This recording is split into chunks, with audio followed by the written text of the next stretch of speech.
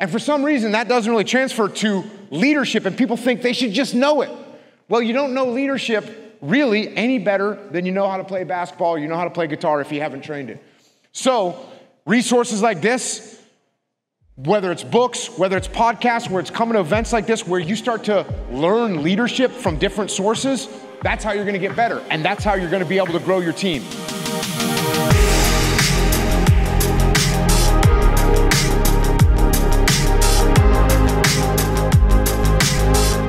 I'm so pumped up about what's to happen. I want everybody in this room, though, to take ownership of keeping your energy up. Throughout this entire weekend, I want to challenge you to stay focused. There's a lot of distractions in this world, and there's a lot of distractions in this place. And right now, we're going to have one of the greatest men, one of the biggest influencers, come up on this stage and grace us. Now, whenever I had the opportunity to get Jocko on the phone, and thought, no way would he be willing to spend Memorial Day weekend. You know, this is near and dear to his heart. You know, like I said, I called him a hero, and he wouldn't even let me call him a hero. And the reality is that, you know, Jocko, he came down here because he aligns with this mission, and he wants to help y'all be better leaders. He knows that, you know, the politicians, they're not the answer. Who's the answer, guys? We are the answer. Entrepreneurs are the only source of lasting change, and blue-collar entrepreneurs are the backbone of this country. So guys, I want you to put your hands together for Mr. Jocko Willink.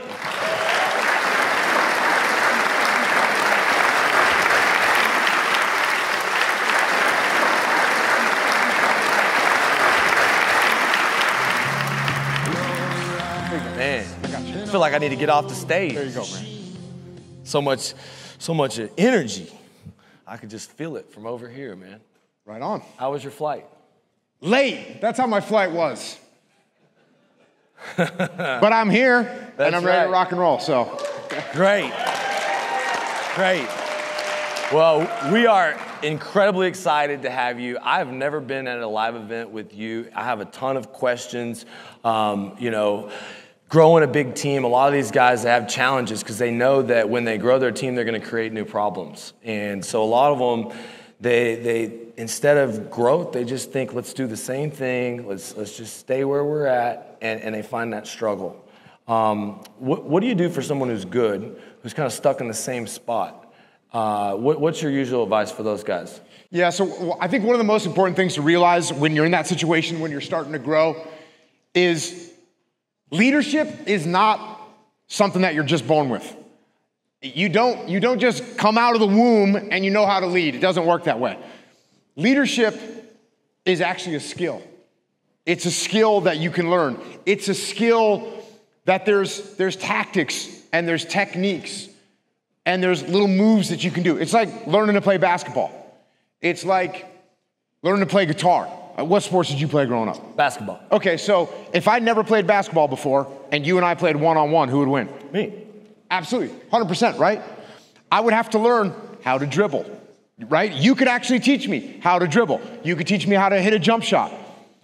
You could teach me how to pass. You could teach me skills.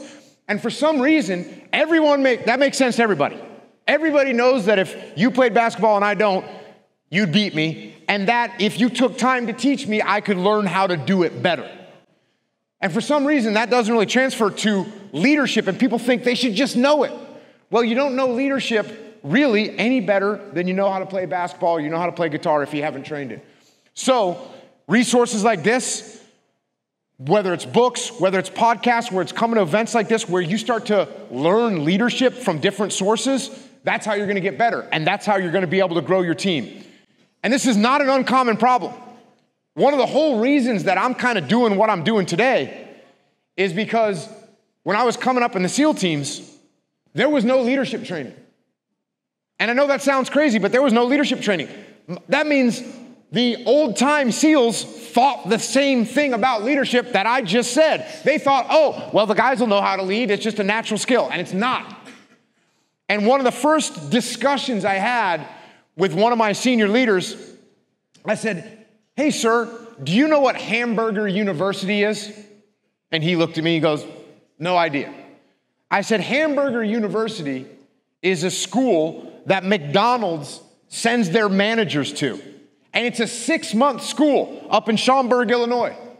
And I said, sir, if people go to a 6-month school learning how to manage cooking fries and grilling burgers, maybe we should put a school together so that our leaders can actually learn how to lead. And he agreed with that, and I'd say it's the same thing for you all. Out there, running a business, you got money coming in, you got clients to take care of, you got jobs to get done. There's so much going on, and it's gonna take leadership to get it done. So if you can learn that skill, it's just gonna make everything that much better.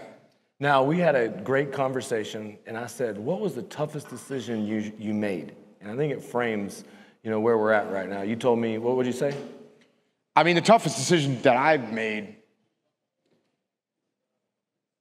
there's a couple that come to mind. Probably the hardest decision I made was getting out of the Navy. Is that what I said? That's what you said. Yeah, that was a really hard decision for me. I spent my whole adult life, even before my adult life, when I was a little kid, I wanted to be a commando. I wanted to be a gunfighter. And I was lucky enough that I grew up, that's exactly what I did. And then I had all these teammates and friends and brothers that I'd been through a lot with that were still gonna have to go out and do that job. And it was very hard for me because I felt like I was abandoning them. And so it was a really hard decision to make. The thing that was pulling in the other direction, quite frankly, was my family, because I felt like I was abandoning my teammates if I left the SEAL teams. But at the same time, I had felt like I had been abandoning my family for a long time as well, because I had 4 kids at the time, 3 daughters, 1 son. And just to give you an example of what made me feel that way is when I went on my first deployment to Iraq, my son couldn't crawl. When I came back, he could walk, so I missed everything. I missed doing the push-up thing. I missed the crawling around. I missed the walking around. I missed all that. Came back, he was just walking around. And then my next deployment, when I came back, he knew how to swim. And I was in the SEAL teams. I was a frogman.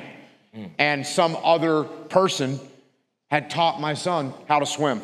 And I realized I needed to at least spend some time and focus on my family. So that was a hard decision. And when you were in that transition point and you were starting fresh, what are when you're walking your back and you're just starting your influence, you're just starting your leadership, what were the first 5 steps or the most important steps that you took early that led to big success?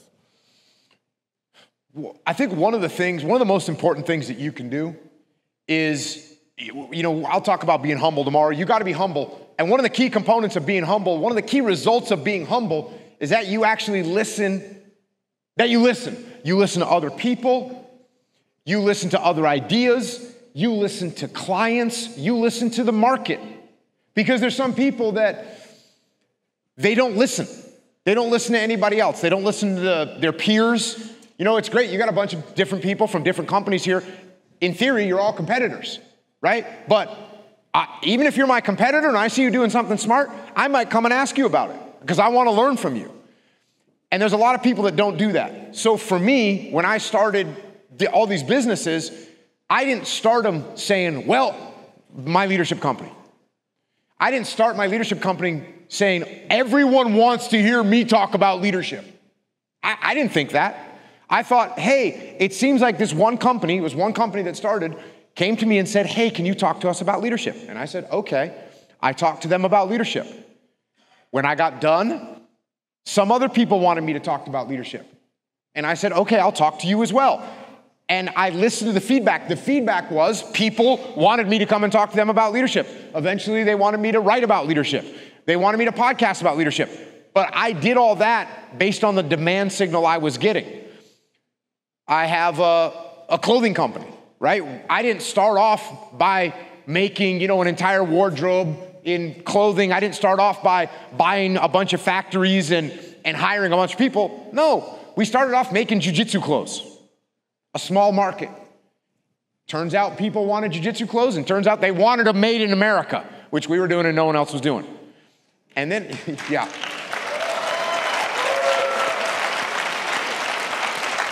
And then for me, this is how you look around and listen.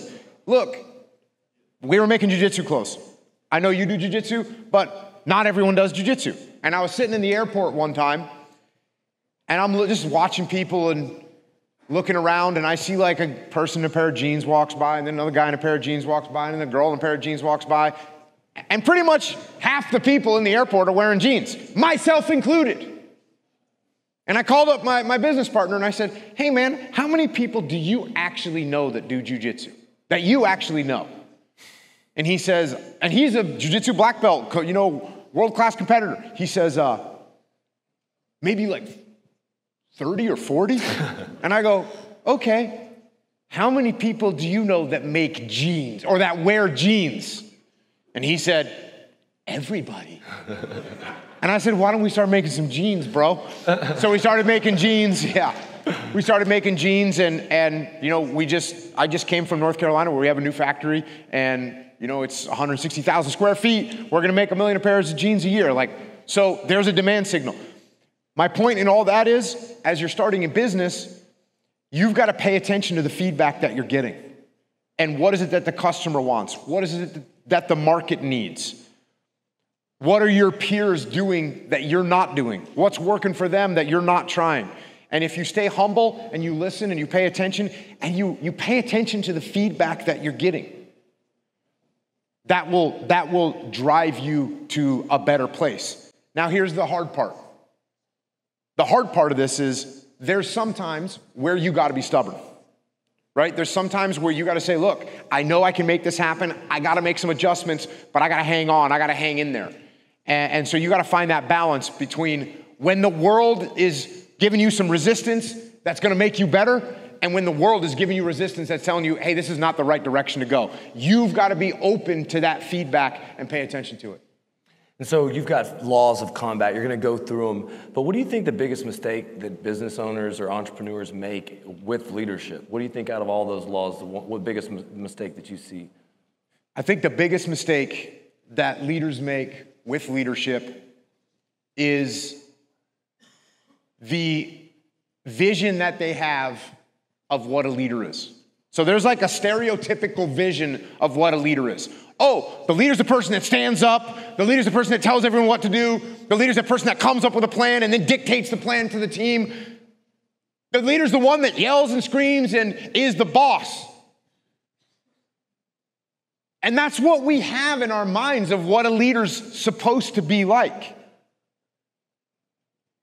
And that image gets lifted up even more when you see like military movies where you see a boot camp drill instructor yelling and screaming at people. And that kind of leadership, it doesn't work in the military, it doesn't work in your family, and it definitely doesn't work in business. So I just talked about listening. Like the most underrated skill of leadership is actually listening. Actually listening to what your team has to say. That's the most underrated skill. Not just hearing them out and saying, oh, you're done talking? Cool, now I'm gonna tell you what to do. Because if we got a job to do, and I say, hey, here's the job, Lee, how do you wanna get it done? And I let you come up with a plan. You say, okay, we're gonna pick up equipment here, we're gonna get our materials on this day, we're gonna get it delivered on this day, I got this crew coming in. Now look, so I let you come up with a plan and you brief me on the plan.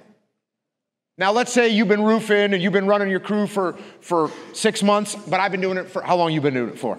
18 years. So I've been doing it for, let's reverse roles. Okay. I've been doing it for 18 years, you've been doing it for 6 months. And but I've been giving you a little bit of responsibility, you've been stepping up. So I say, hey, how do you wanna get this job done? You come back the next day, you've got a plan, you got it written down on paper.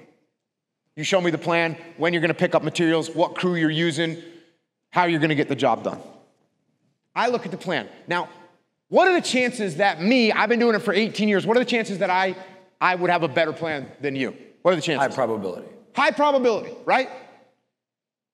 Now, you have been doing this for 6 months in a leadership position. You were swinging a hammer before, but now you've been in a leadership position for 6 months. What are the chances that you give me a solution that's pretty good?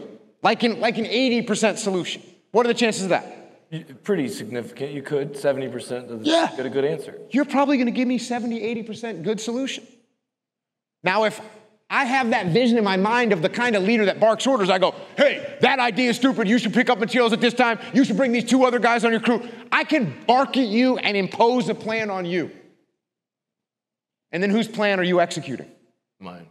No, now you're executing my plan because I told you what to do. I'm the guilty guy. I'm sitting here like you're talking to me feeling guilty. My mom, she says, like, I'm feeling guilty, guys. He had a Freudian slip. He's feeling guilty about his leadership. Yeah. Because we all want to tell everyone what to do, and we think that's the right thing to do. So now, once I've imposed my plan on you, now it's not really your plan. Now when something goes wrong, which, look, every job you're going to do, something's going to go wrong, but now you don't even think you know the solution, so you come back to me, what do you want me to do? And you don't think my plan was any good because it didn't go that well. So it just doesn't turn out good. So what I should do as a leader is I should look at your plan and go, hey, man, Lee, looks good. Good job. And maybe I say, hey, you know, one more thing, you're going to run out of nails. You should get a little bit more. You know what I mean? I might give you a little adjustment, or, you know, hey, on that second day, you probably need to bring one more person. I just make a little adjustment to get that plan a little bit better, but great job. And then he goes into the field. He goes on that job. It's his plan. He's briefing the crew. He believes in the plan. Something goes wrong, what does he do? He overcomes it, figures out a way around it. So that idea of being a leader that listens and allows people to give input and then allows people to actually execute based on that input, I think that's the biggest mistake that we make as leaders. You know, I have a bunch of different companies. We'll have meetings with my companies, board meetings or operations meetings. In most of those meetings, the person that speaks the least is me. Even though I'm the boss, even though I'm the CEO, the person that speaks the least is me. And that's something I've done since I was in the SEAL teams. In charge of a SEAL squad, in charge of a SEAL platoon, in charge of a SEAL task unit, in charge of our training. I didn't go in there thinking I'm going to dictate how we're going to do things. Instead, I'm going to listen. If their ideas are pretty good, if they're good, I might give them some adjustments, but I'm going to let them run with it. That's going to make them grow. It's going to give them ownership. And it's going to allow the whole operation to run better because they are, now I've got in this situation, Lee is actually becoming a real leader. And that's what we want. So picture that idea in your mind of what it's like to work for someone that barks at you and yells at you and imposes their plan on you. Doesn't feel good. No one likes that. Think about that boss that you had at one point in your life that gave you ownership, that let you run with things, that empowered you. That's the boss that you wanted to work for, and I'm going to tell you, that's the boss you should try and be. Man, give this man a round of applause. Hey.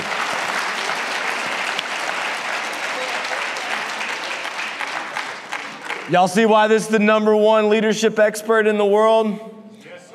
All right, guys. Well, we got a couple different things I got to highlight. One, our mission on Memorial Day to give back to people. Whenever I referred to you as a hero, what did you say? I said I'm not a hero, and I guarantee you that that's true. And so as guys that no matter what, the worst case scenario, we always have the opportunity to start over again. And the best thing that we have is the American dream. Got to be willing to fight for it. And there's so many people that fought, gave everything just so that we have the opportunity. And so we're fixing to go into the next room, and there's going to be some combat. There's going to be jiu-jitsu. There's going to be MMA, and we're going to have fun. But we're doing it for a purpose. Everyone that comes next door, text blue collar to the Folds of Honor. Make sure that we have a specific page you can donate to. Give back. Everybody that came on sort of free tickets, the tickets to the fight night, have a $50 donation to Folds of Honor, and I ask that you make a minimum donation of $50 to Folds of Honor right now. I have a goal, and so far we've had Trey, who donated $5,000. Man, give this man a round of applause. Trey was a farmer. He grew up on a Mennonite farm. He did $1.8 million in business. He was willing to give $5,000. What are you willing to give? And I stand with folds of honor. Jocko, as we go next door, what kind of lessons from jiu-jitsu, or maybe potentially, my goal with this was to maybe inspire people to want to train more. What do you think these guys might get out of wandering into one of those rooms and seeing what happens? Yeah, jiu-jitsu has had a huge impact on my life, in every aspect of my life. Even though jiu-jitsu is technically a way of fighting, more important, it's a way of thinking. And even just the ideas I just talked about, those ideas that I just talked about, I kind of came to understand them through jiu-jitsu. Because if Lee and I are training jiu-jitsu, and I want to break his arm, or I want to get him in a position where I can break his arm, where I can make him tap. If I just walk up and grab his arm, he's going to pull that arm away. Or even if I'm on a position on the ground and I start to grab at his arm and hold his arm like I'm going to do something with it, what's he going to do? He's going to focus all of his efforts on defending that arm, and I'm not going to be able to get it.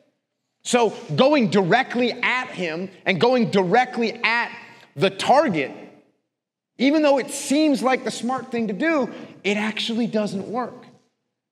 It doesn't work. So what I need to do is I need to start to try and choke Lee. So I get my hands around his neck and get my arms in there. I start to choke Lee, and when I do that, he brings his arms up to defend his neck, and when he brings his arms up to defend his neck, I take his arm off. That's a principle from jiu-jitsu, but it's also a principle of leadership. Because if he comes to me with an idea, and I don't like his idea, I'm not going to attack his idea head on. When he says, hey, I'd like to run this project like this, I don't say, that's a stupid idea. Do it another way. That's a direct attack. And what happens when I tell him he's got a stupid idea? What's his attitude? He's going to get defensive. He's going to get mad at me. He's definitely not going to want to do good work for me. He's probably not even going to work with me or want to work with me. So instead of me going directly at him, if I say, hey, Lee, tell me about your plan. Boom, okay, he tells me something. Hey, Lee, what happens if you get there and you don't have enough nails? Because it looks like you ordered kind of the bare minimum. What are you going to do if you need more nails? Oh, I'll just run to the store and get some. Okay. Well, how far away is the nearest Home Depot? Oh, it's 47 miles. Hey, you think might be a better way to do that? You know what? I think I'm going to order some extra nails, right? So he's going to change his mind. Not based on me attacking him, but based on me asking him some earnest questions. And so that attitude of jiu-jitsu, it really does. It applies to everything in life. And if you go start training, you'll start to see jiu-jitsu everywhere in everything that you do. And yes, is it great exercise? Yes, it is. Is it great for self-defense? 100%. If you don't know anything about fighting, you should start with jiu-jitsu.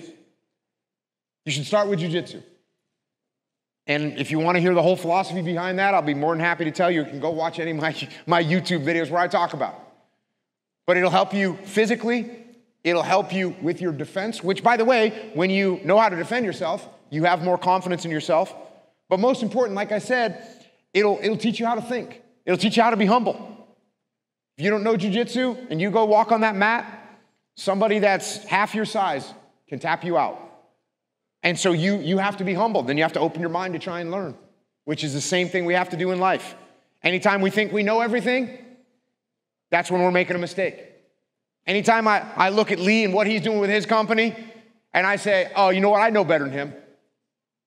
Oh, he's doing some marketing thing? I don't need to do that. I'm doing it the old school way. Anytime I have that closed mind, that's a negative. That's a bad situation for me. It's the same thing in jiu-jitsu.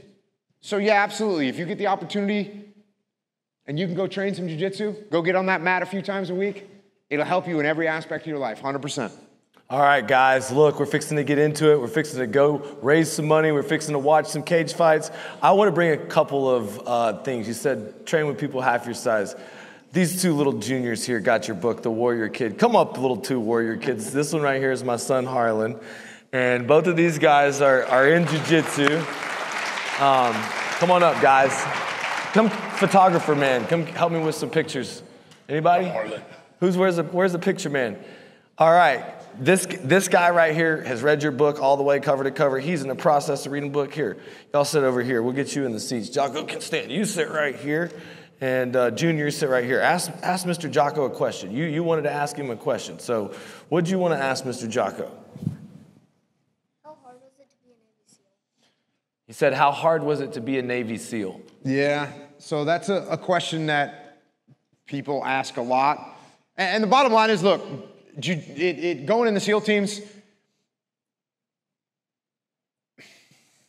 it's not that it's easy, but if that's what you really want to do with your life, and they tell you to get wet, get cold, get sandy, do push-ups, you do it. You do it. If that's what you got to do to get there, I'll be honest with you, when I was going through my basic SEAL training, it was fun. I had fun. Was it hard? Yeah, sure it was hard. I wasn't a natural athlete. I wasn't the fastest, I wasn't the strongest, but I didn't quit. So, is it hard? Yeah. Is it a hard job? Yes. Getting to be a SEAL, depending on where your mind is, it can be the hardest thing in the world, or it can be actually a bunch of fun. And even the job itself, being a SEAL, because a lot of times that is what people think. They think about that training, that's being a SEAL, but it's not. Being a SEAL is going into combat. And that's where the job gets hard, because that's when you're worried about something happening to your friends. But best job ever. And I gotta say, I oftentimes don't encourage people. I'll tell people it's the best job ever, and I don't encourage people to go do it. And the reason I don't encourage people to go do it is because most people don't make it. 80% of people don't make it. And it's Division I wrestlers quit. Division I swimmers quit. Division I football players quit. Ivy League brilliant guys quit. There's all kinds of people that you would think, oh, that person would never quit, and they quit. And then you get a knucklehead like me, average high school athlete with just a bit of determination, and I make it through. So whether someone's gonna make it through or not, nobody knows except for that person. And that's why I'm very cautious about telling people to go and do it, because I don't know what their limits are and I don't know what they really want. That being said, it is the best job ever, Jack. All right, Jack. All right, guys, give him a round of applause. We're going next door. Thank you. Guys, we're going next door. We're going to do a kickoff. There's going to be about a 10-minute intermission between here and there. If you haven't made your donation, text Blue Collar. It's sort of a honor thing here, man. We want to honor Jocko for coming here, honor Dan Rooney for coming here. They have lost friends, people that paid the ultimate price. And there's kids out here in the world that will benefit from your donation. So as Blue Collars, let's rise up and do something. And let's see each other next door. I'm going to get dressed. We're going to have fun. And fights are next door in 10 minutes. Oh, what do we got here? What is this guy? Kids, get off the deal. Get off the deal. What's going on, Mr. Green Army? You want to learn a thing about training? What you got there? I There's training in a bottle. If you guys don't have time and you're working hard like me and this guy wants to pick a fight with a roofer, come on, man. Well, I invented training in a bottle. You want some? Oh, yeah. Oh. You guys want to see me kick his ass live down tonight? Yeah. Big time. I'll see you guys in the ring. Oh, God. I love you all. Thanks for coming. We got a wonderful evening ahead. We're going to have tons of fun. I'll see you guys soon.